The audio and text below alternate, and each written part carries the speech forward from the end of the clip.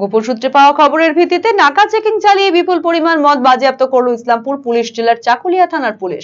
ঘটনায় ধৃত একজন।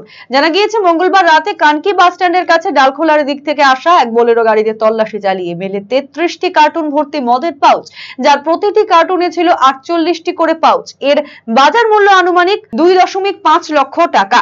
ঘটনায় পাপ্পু কুমার নামের ওই গাড়ি চালককে আটক করা হয়েছে। বাজেয়াপ্ত করা হয়েছে গাড়িটিও। বুধবার ধৃতকে ইসলামপুর মহকুমা আদালতে পেশ করা হয়।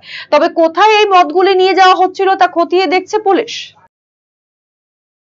রাত্রে কানকি বাস স্ট্যান্ডে একটা নাকা লাগানো হয়েছিল, একটা ইনফরমেশন ছিল, অ্যাজ পার ইনফরমেশন নাকা লাগানো হয়েছিল।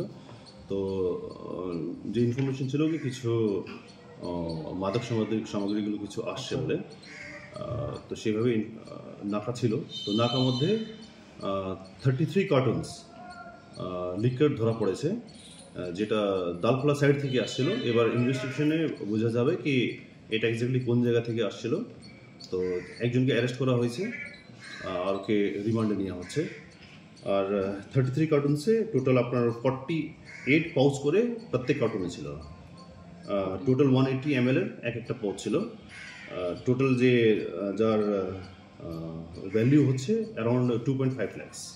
তো 2.5 lakhs আমরা মদ দিতে পেরেছি। স্যার এগুলো কি নকল ছিল নাকি স্যার কাগজপত্র ছিল না বলে আটক করা আছে? এটা যা দেখতে মনে হচ্ছে কি নকল আছে। এবার এটা ফার্দার ইনভেস্টিগেশনে বোঝা যাবে। স্টপ। জবর সেল খোসলা এবার এলো সেল, দারুন সেল, বিগেস্ট সেল। টিভিতে ডিল, মোবাইলে ডিল, ফ্রিজেতে ডিল, সবেতে ডিল। আসছে city's biggest cost to cost offer only at Khosla Electronics, আপনার নিজের দোকান। T and C applied. Khosla Electronic Private Limited, ঠিকানা মোহনবাটি বাজার, রায়গঞ্জ জেলা আদালতের বিপরীতে।